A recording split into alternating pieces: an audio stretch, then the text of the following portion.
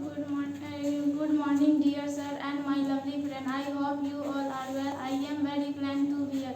It is a very great time for me to tell you something about my small life. I am Khushbu Kumari. I am from Saharsa and now I live at Halwai Tola Simra in Saharsa. About my qualification, I have done 10 for higher secondary school Barwa in 2022 with a 50% marks. I am doing 11 for MLT College with a science branch. About my family, there are 6 members in my family.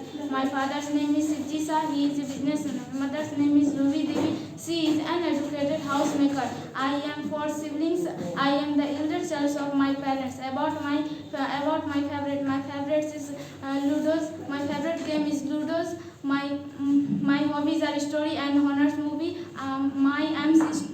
My aims to be a doctor. My idol person is my parent. That's all about me. Thanks for listening me. Have a great day.